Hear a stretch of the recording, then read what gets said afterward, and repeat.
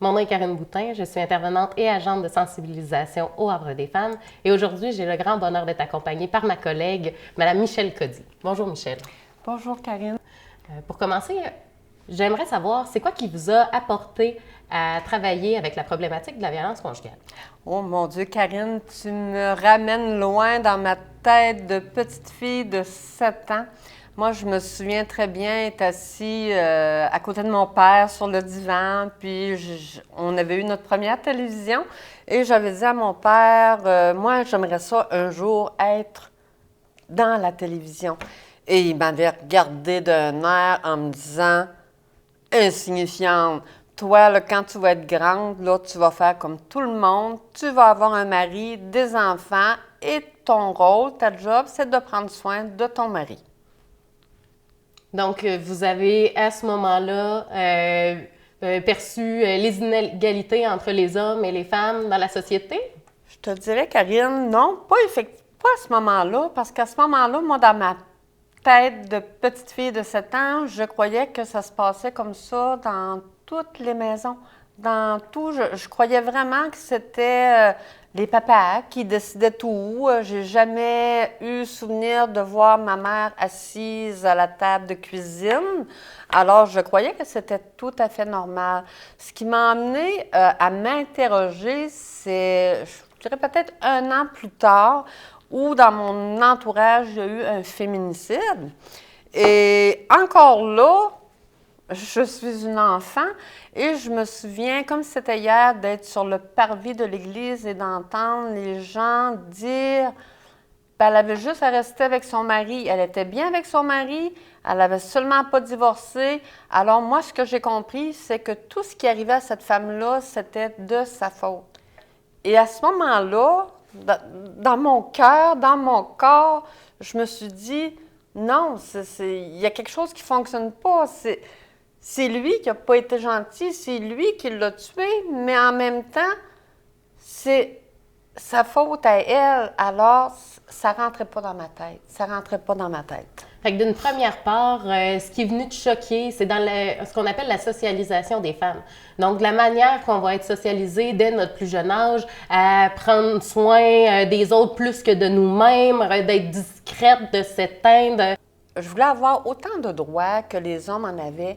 J'avais de la difficulté à comprendre la logique des choses. Et quand je posais des questions, souvent à l'époque, on me faisait taire. Qu'est-ce qui a fait que tu as accepté l'invitation à venir faire l'entrevue aujourd'hui?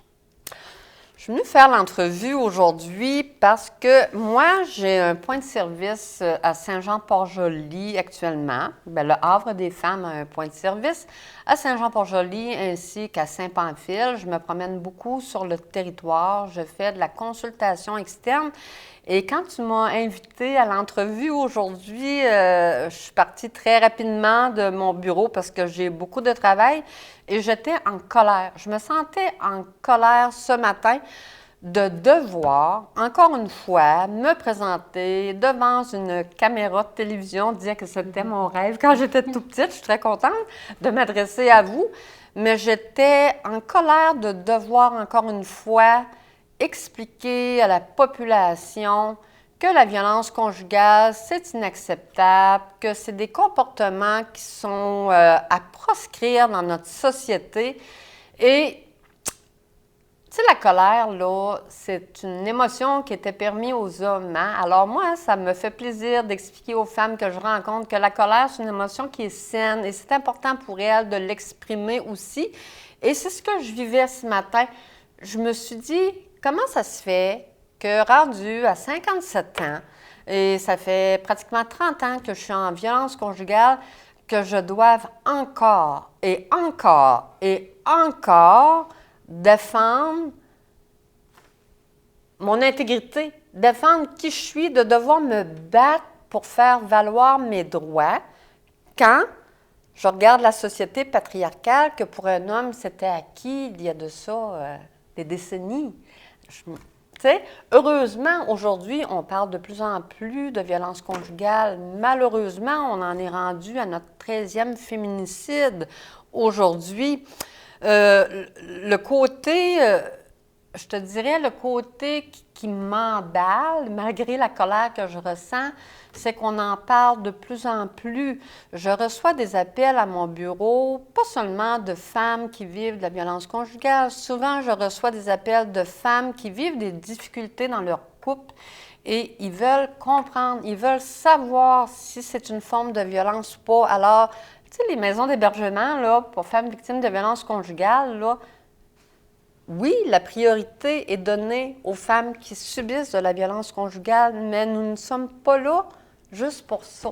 Nous ne sommes pas juste un lieu d'hébergement sécuritaire. Nous offrons tellement de services connexes, comme justement répondre à la population. Moi, quand une femme vient me voir parce qu'il est arrivé un événement dans son couple, mais qu'elle m'explique que ça fait 30 ans qu'elle est mariée, que c'est le premier événement qui survient. Bon, il n'y a pas eu de menaces, il n'y a pas eu de blessures, quoi que ce soit.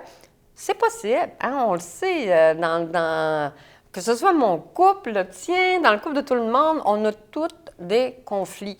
Alors, je dis souvent aux femmes, quand vous avez votre petite voix intérieure qui fait en sorte que le cœur vous débat puis que vous avez peur, mais écoutez-la, votre petite voix intérieure, parce qu'elle vous dit la vérité. Moi, quand j'ai un conflit avec mon conjoint, je n'ai pas peur. Je n'ai pas peur. Je sens pas mon intégrité menacée. Alors, c'est beaucoup ce que j'explique aux femmes. Puis, moi, je trouve que l'outil le plus important en violence conjugale, c'est le cycle de la violence conjugale. C'est là que la femme va comprendre qu'elle va être capable d'aller mettre sa propre histoire dans le cycle de la violence qui va lui confirmer si elle vit de la violence ou pas. Donc, dans les qualités d'une bonne intervenante, on comprend qu'il faut avoir l'expertise, comprendre la problématique, la voir au bout des doigts pour être capable de mettre les différentes situations que les femmes nous apportent, voir si elles s'inscrivent dans le cycle, pouvoir faire l'évaluation de la dangerosité aussi. Mais on parle souvent du savoir-faire, donc dans les capacités, pas le pratique, mais plus le théorique du côté qu'il faut aussi connaître. Mais dans les qualités d'une bonne intervenante, il y a beaucoup de savoir-être aussi. Pour moi, c'est probablement la qualité la plus importante. J'ai beau connaître la problématique sur le bout de mes doigts, mais si la femme qui est assise devant moi ne se sent pas en confiance, si la femme qui est assise devant moi voit le jugement qui transparaît dans mon visage en disant « Mais mon Dieu, ça fait 20 fois que je vous rencontre, allez-vous finir par comprendre? » C'est certain que cette femme-là, je la perds et elle ne reviendra jamais. De là, l'importance de respecter le rythme de la femme. Je le répète à toutes les femmes que je rencontre, à chaque rencontre, parce que souvent, elles me le disent, « Michèle, tu sais, je me sens pas bien, j'ai honte, je sais pas comment tu fais pour m'endurer encore dans tes services. Ça fait comme 5 fois que je retourne avec mon conjoint. » Et je leur dis, vous n'êtes pas en train de gérer une boîte de céréales, vous êtes en train de gérer votre vie amoureuse. Quand vous l'avez rencontré, cet homme-là, c'est un homme qui avait des belles qualités. On s'entend que les hommes qui font vivre de la violence conjugale à leurs femmes, là, ça peut être des bons pères de famille, ça peut être des bons travailleurs. Ils peuvent, tu sais, souvent la violence conjugale, c'est dans le domaine du privé, on s'entend, hein? Ces hommes-là n'iront pas se vanter de ce qu'ils font subir à leurs femmes à l'extérieur. Alors, souvent, quand la femme va dénoncer le conjoint violent, souvent son entourage, la bouche va leur ouvrir en disant « Mais mon Dieu, tu ne l'as jamais dit avant. » Sauf que les femmes, en général, me disent toutes « On se sent tellement honteuse. » Et je vous dirais, mesdames, vous n'avez aucune raison de vous sentir honteuse.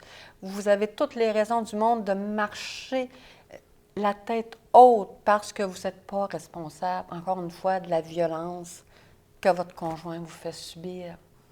Et moi, ça va me faire plaisir de vous rencontrer si jamais vous avez des questionnements ou quoi que ce soit au niveau d'un couple qui fonctionne mal. Tu sais, des fois, on pense qu'on ne vit pas de violence conjugale non plus. On met ça sur le dos du caractère, de notre conjoint, on le sait que quand il prévaille, il a tendance à tout démolir dans la maison. C'est des comportements qui sont inacceptables. Alors, c'est quelque chose qu'on peut discuter ensemble. Moi, je ne suis pas là pour vous dire « quittez votre mari »,« ne quittez pas votre mari »,« vous êtes victime »,« vous n'êtes pas victime ». Je suis là pour vous écouter sans jugement et vous outiller justement pour tomber en amour avec vous-même. Parce que, comme je le disais à ma collègue tantôt, la journée que vous allez vous accorder toute l'importance, puis que vous allez tomber en amour avec vous-même, vous n'accepterez plus jamais que ce soit un homme, une femme, vous fasse du mal. Pourquoi? Parce que votre estime de soi va tellement être belle. Je ne suis pas en train de vous dire que vous ne vivrez plus jamais de violence conjugale de votre vie, mais je suis en train de vous dire que votre seuil de tolérance à la violence, lui, va grandement diminuer. Alors, vous allez tolérer la relation toxique beaucoup moins longtemps. Donc, pour avoir des services du Havre des femmes, il n'y a pas d'obligation de quitter le conjoint ou la conjointe pour avoir des consultations. Il n'y a pas d'obligation d'être en hébergement à la maison pour pouvoir avoir des consultations à l'externe. On offre divers services, que ce soit des services mère-enfant, des services jeunesse. Donc, on vous invite à nous appeler si vous avez des questions au 418-247-7622. Et si tu me permets, Karine, mesdames de la région de Chaudière-Appalaches, si vous voulez avoir des informations supplémentaires, vous avez le goût d'un café rencontre avec un bon café, ça va me faire plaisir de vous accueillir à mon point de service, soit pour vous outiller face à vos proches, soit pour répondre à vos questionnements. Et peut-être que vous avez des idées géniales de café rencontre que vous pourriez me soumettre en même temps. Ça sera un plaisir de vous rencontrer. Merci beaucoup, Michel. De rien, Karine, ça m'a fait plaisir. Ça m'a fait du bien, surtout.